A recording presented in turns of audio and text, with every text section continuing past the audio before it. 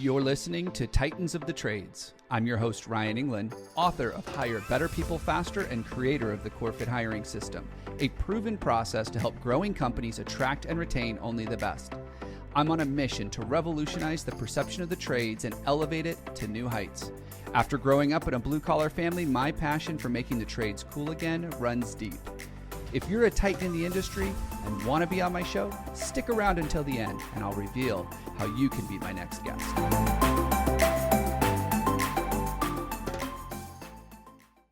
Welcome back to another episode of Titans of the Trades. I am your host, Ryan England. And today's guest is the CEO of a software company that does training and development for skilled trades. Now, I know what you might think, there's a lot of people out there that do that. But the thing that's cool about Interplay Learning is that they do it using VR and 3D modeling, and they almost gamify the process. And coupled with a great training program, you can turn out amazing technicians in record time. So join me today as I interview the CEO of Interplay Learning, Doug Donovan. Doug, welcome to the show. Ryan, thanks for having me on. I am so excited that we finally get to do this. I have been in the industry long enough that I've come across Interplay Learning so many times. And I just think what you guys are doing is so incredible. We need a bigger platform. We need a bigger megaphone for people to know what it is that you're doing to help the next generation and even some of the existing generation to level up their skills, to get better at what they're doing. But I don't want to steal your thunder. So tell me a little bit about Interplay Learning and what you guys are up to. Yeah, well, I appreciate you, recognizing that. We've said from the get-go, this is a worker group in industries that have been mostly ignored by a lot of either big tech or even big finance or whatever. It's just been overlooked. And so for us, for Interplay to bring the best in education technology to the electricians, the plumbers, the HVAC techs, the residential construction workers, is frankly an honor at this point, right? We've been doing this for more than a decade. And to deliver a solution that I think has been direly in need for a lot longer than we've been around has been exciting.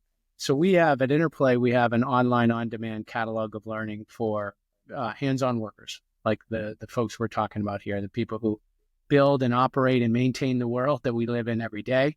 Yeah.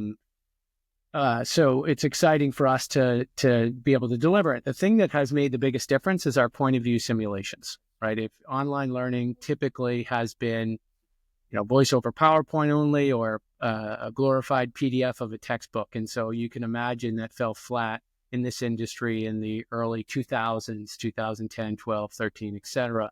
What we did is said, let's make this engaging. Let's make this effective learning, and let's try to bring it to a lot more people a lot quicker, because so much of this industry has depended purely on job shadowing.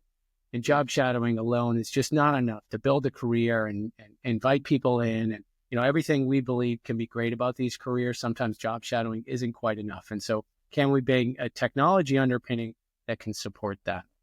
Well, and I think too, with the job shadowing, it is so incredibly expensive. When you're taking a skilled technician off of the job, they're not able to move as fast. And it takes so long for the new person to learn. And there's no way to duplicate it. That's right. And it just doesn't scale, right? It doesn't scale. And so but many... I will say it's really effective, like with a good mentor. If you have a good mentor, like if I wanted to be a great podcaster and I could follow you for 2 years, like I sit by you, think about why that's great. Well, one, it's job relevant. We're doing what we actually do. Mm-hmm. There's procedural instruction. Hey, Doug, when we do a podcast, we do this and this. There's an opportunity to practice. You might say, hey, Doug, now your turn. You lead these questions, et cetera.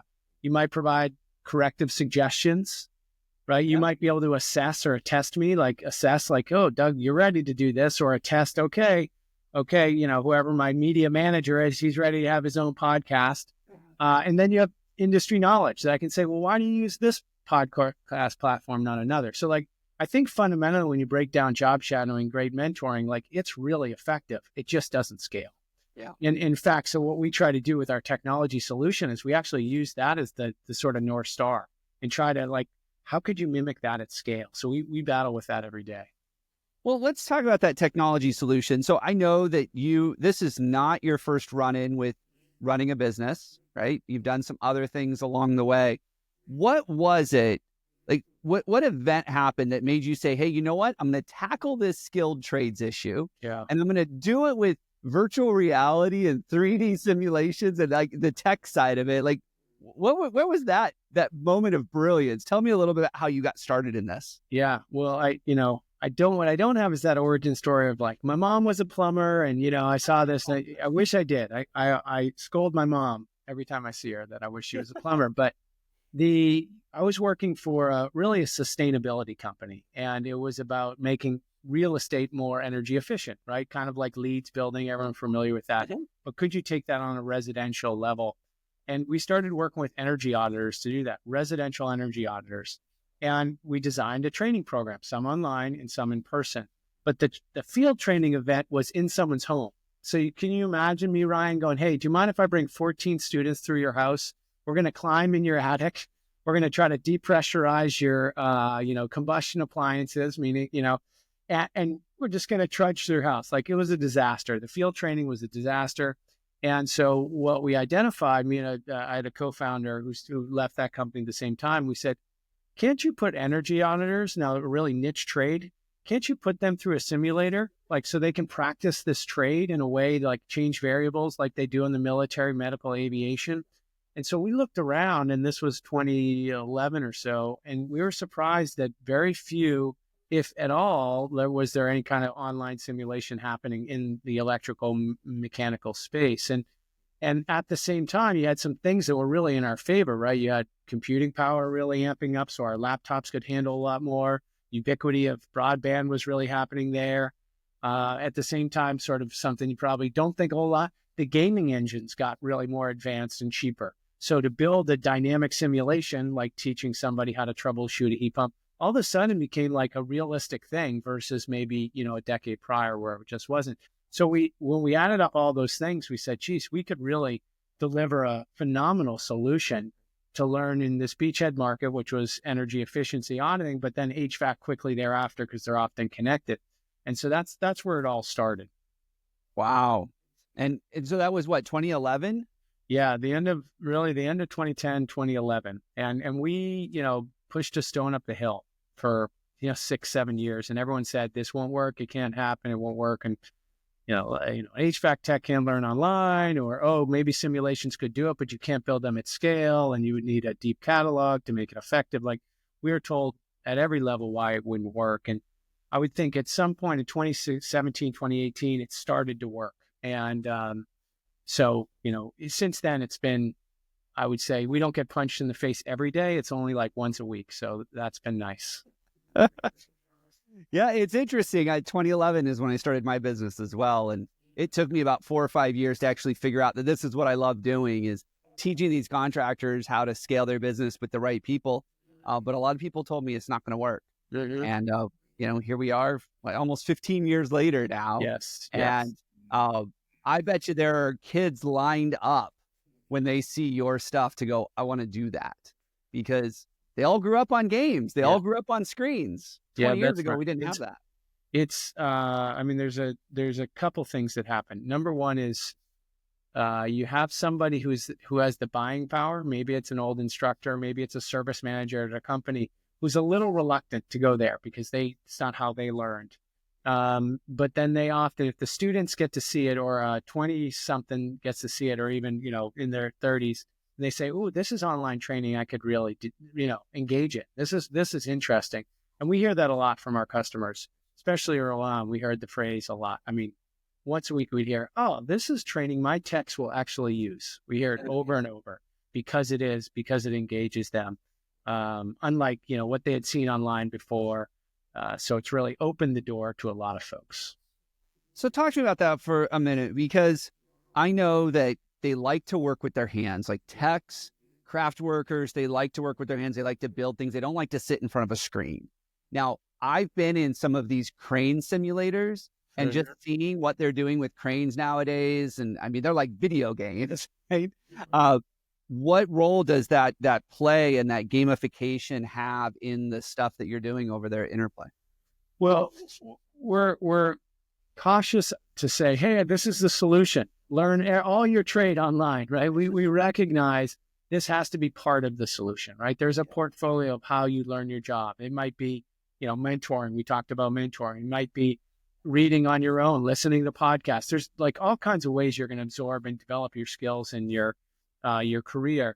But this is a fantastic way that you can get online at weird hours, right? We have people, it's fun to watch the usage. We see people who clearly worked a full day and then are at home after dinner, spending an hour or two in our stuff, trying to, improve their trade. A lot of times the folks who train, they don't want to tell their coworkers, like maybe they didn't quite understand what was going on that day in the field, or maybe they just want to get better. So there's a lot of self-edification, right? Self-learning as they move their way through their career. And then there's more structured programs where a company says, look, we need a proper career mapping and we need a proper, career pathing and skill development. And they'll buy us as their foundational program. And we love that because those business owners typically will carve out a week, an hour and a half a week, dedicated training time. That's the kind of thing we love to see that because now you built this culture of learning, et cetera. And so to me, like the use cases are really broad. Like I said, we have the individual learner just trying to figure it out, and then big corporate solutions trying to support a program that's really from, recruiting, ramping, and retaining. And how can we support that? So it's fun to be a part of it on all different levels. I love that. And it sounds to me like you have this vision for what's possible and you're able to see it work in so many different areas. But I also know the trades and I know a lot of contractors and they're sitting here going, I'm not bringing some computer simulation thing into my business. What's one of the big challenges that you've had to overcome with that? Like, do you see that as well? Yeah. Oh, definitely. A little less so now. I mean, but we had this interview in 2018, 2019, absolutely. In 2020, 21, like those who were on the fence or skeptic, they kind of got pushed over anyway because people couldn't get together in person. So they said, fine, I'll try that stuff. And now they found out how effective it is, right? Mm-hmm. And, it doesn't now, and there's now more of a mentality of like, I feel like in 2016, 2018, there was like, skills gap. Kids these days, like this whole problem that is sort of the world's problem. And then it feels like the last 5 or 6 years, company owners have just said, I need to solve this for my company. Right? I need to solve my own skills gap. What do I need to do? Okay, I need to build a better training program. And so that's often when they come in. But what I often remind people, and people get it quickly, is like, you have to be digital first in almost everything you do now, right? Especially if you're trying to recruit, you're in the recruiting business. If you're trying to recruit somebody who's 16 through 30, like everything they do first is digital. Ask them to get a pizza, digital. Ask them to find a date, digital. Ask them for directions, digital, right? Like, so if you don't have some digital foundation to what you're doing, you're already kind of behind the 8 ball because you're going to be looked at through a lens of like, wow, that's anachronistic how that company works. They don't even have like a website that's like, modern, and they don't have like any kind of digital training. Like, it's getting hard to defend a position where you haven't made the investment in digital. Yeah. It's probably been 8, maybe 12 months. So still we're talking 2024. Yeah. When I came across a company, the way you apply is to download an application and fax it in.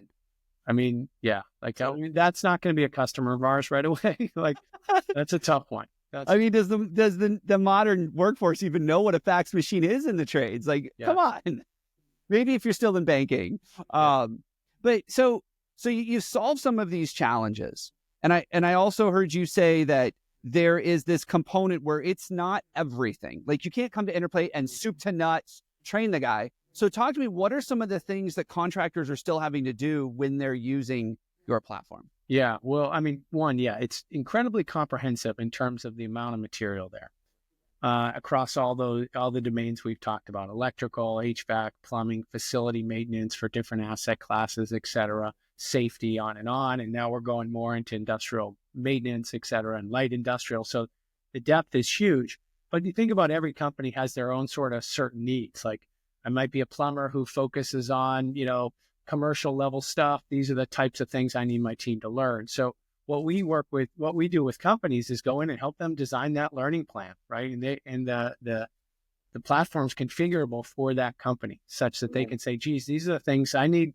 I'm starting at at the very basics. I need what is HVAC, and I need trades math, like, the very basic. Or they might say something like, oh no, I need like higher level retrofitting commercial building, and is there content there to to use in that? So first of all, let's look at what your needs are, and then let's design learning paths for the different levels of your firm, and we'll help lay that out for you. So it totally depends on the customer and their needs. Now, inside of that, a lot of them will then design a training program that might be job shadowing, a couple days a week, might be doing a couple hours, et cetera. Some people will associate pay with it.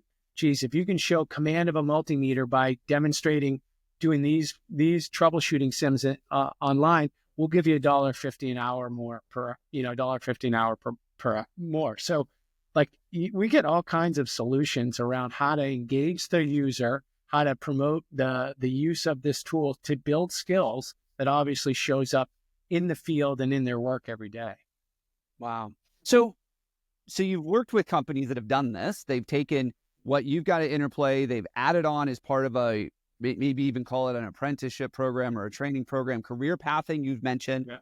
Yeah. Can you share a couple of case studies or examples of people who maybe were even a little skeptical about this and then opened up for them? Well, the funny thing when you sell training, they always want to say, well, where's the return on investment? And you say, okay, let's talk about what you measure, right?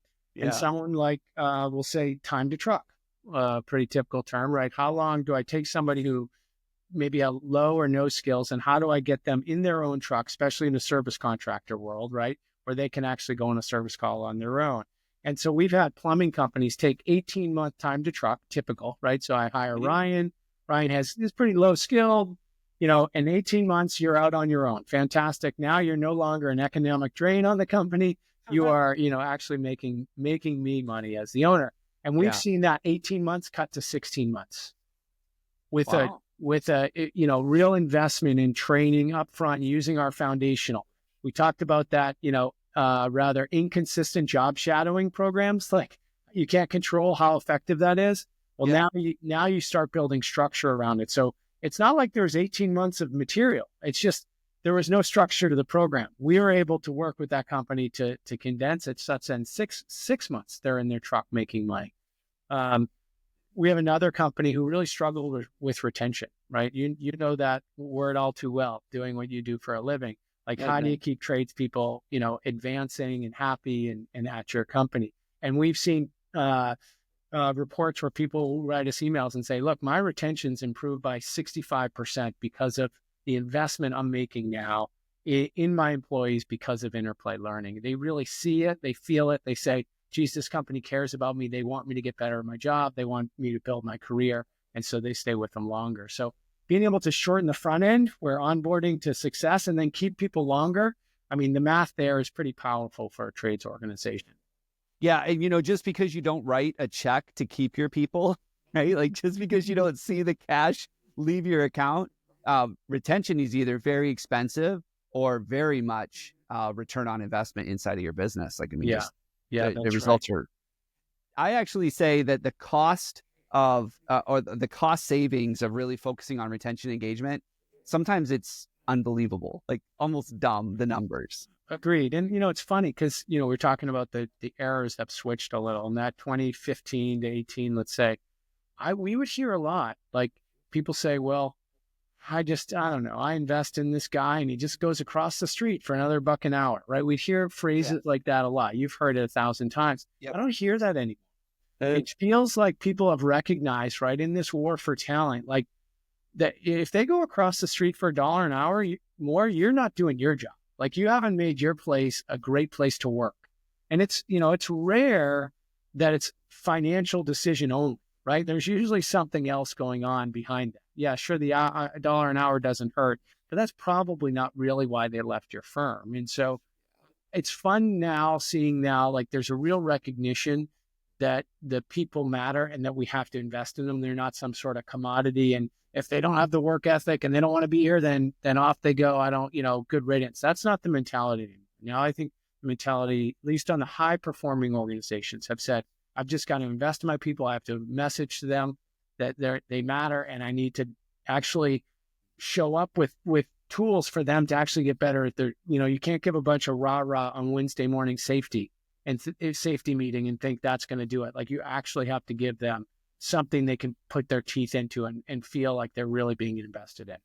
Yeah. I'm glad you qualified by saying high-performing organizations, because I still know a lot of contractors out there that are like, they're leaving me for $1 an hour. And I'm like, no, they're not. Yes, that's right. I speak to the fact that looking for work is one of the most incredibly stressful things anybody can do. There's a lot of uncertainties. You have no idea if you're jumping out of the frying pan into the fryer. Mm-hmm. Nobody's going to put them through that for $1,000 a year post-tax. Nobody's going to do it for an extra $80 a month. Yeah. They're not going to take that level of risk for an extra $1 an hour. But people do leave all the time.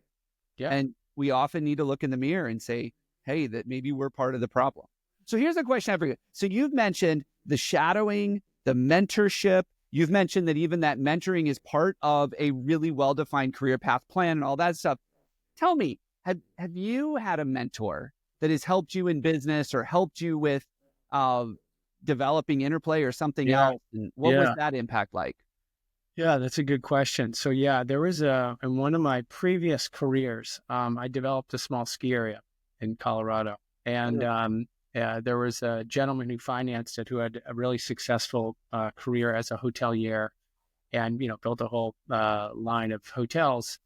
And watching him work every day, and this was kind of a side business, admittedly, so his stress level probably he wasn't like, it wasn't his primary breadwinning situation, but like watching how steady he stayed every day, because you try to do some kind of development like that. I don't know if you've ever done real estate development, like talk about levels of infuriation, like, county government's this or wastewater or you name it. Like you face a lot of roadblocks that sometimes are not logical in your head. And so your ability to go up and down in emotions is it's easy to do. And watching him, just the way he just sort of stayed inside of these bounds these whole times and just rode those out was always something I really admired. Other than, everyday business acumen, just the way he thought about margins, the way he thought about where you make investments and why. A guy named Jerry out of, he lives in Maryland now. I don't think I'll name his last name. I don't want his Google alert to go off. I'm lauding him with praise, but yeah, I certainly really admired working with him and learning a lot from him. I love that. So firsthand experience working with mentors, knowing the value of it, which makes total sense that you're doing that with Interplay now and incorporating the technology as part of a great mentorship and training program. So let me ask you this last question. You are definitely on the forefront of technology. I don't want to talk about AI and all that other stuff, but we know it's impacting technology businesses. Yeah. It's impacting the trades. It's impacting everyone.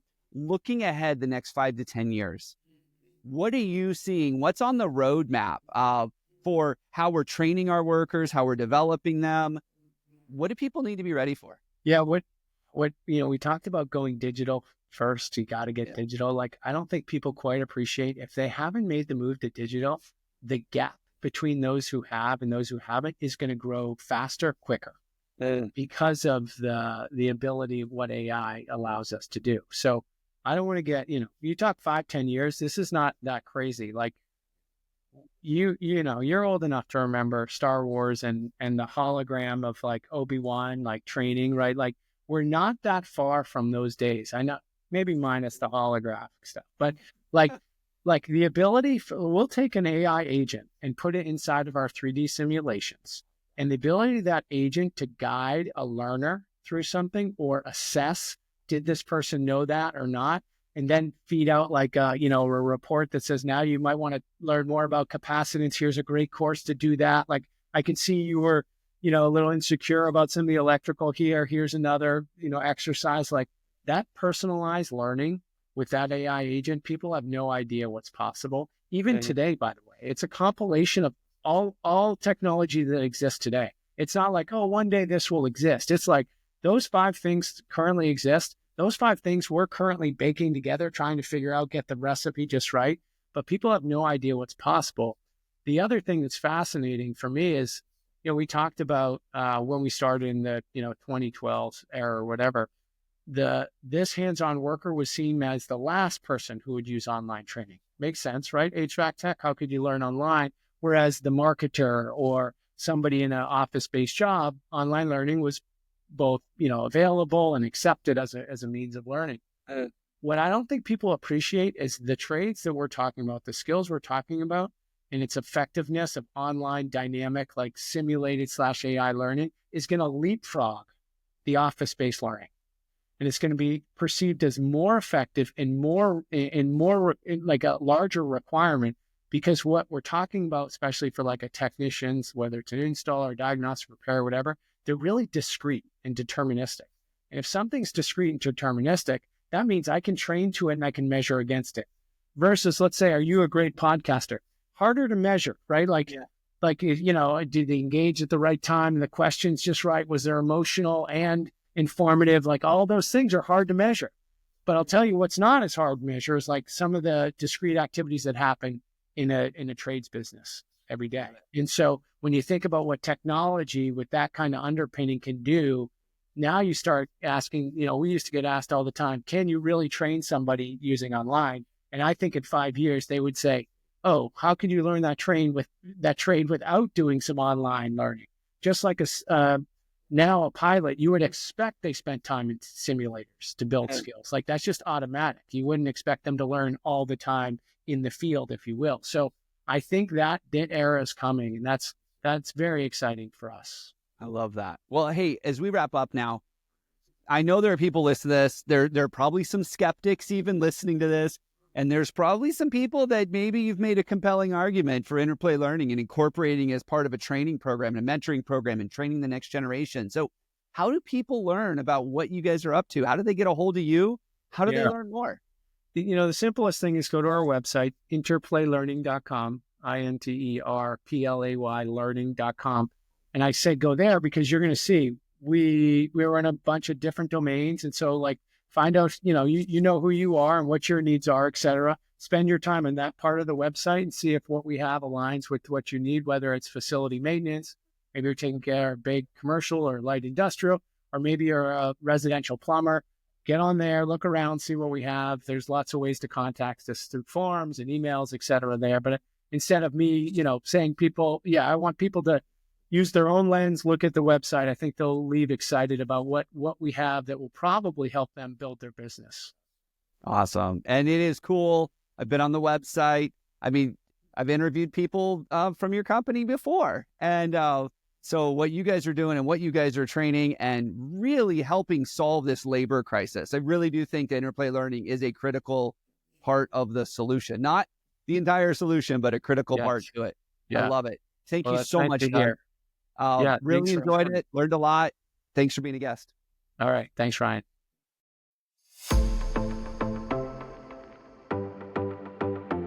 Ryan England here. Thank you so much for listening to Titans of the Trades. If you're a titan in the construction, manufacturing, or skilled trades industry and would like to be a guest on my show, please visit podcast.corematters.com. If you found value in this interview, would you share this episode on social media? Just do a quick screenshot on your phone and share it with a friend or post it on social.